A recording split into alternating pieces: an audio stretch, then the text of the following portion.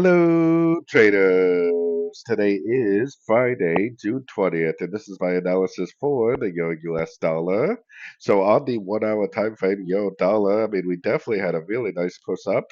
I was saying yesterday that if price does go up and break this high right here, it should confirm that this really is an ABC correction right here. It looks like a perfect 5-3-5 pattern, like very, very, very nice 5-3 pattern.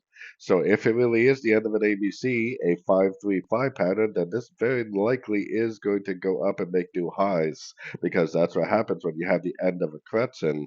So I definitely would be recommending longs. Unless this thing turns back down very dramatically, I would definitely be looking for longs at the end of pullbacks. More than likely, this is going to go up and make new highs again on the daily time frame. So anyways, don't forget to like, subscribe, check out my free Discord channel, link down here in the corner. Take a look at my website, fxpipcollector.com. And as always, thank you for watching and happy trading.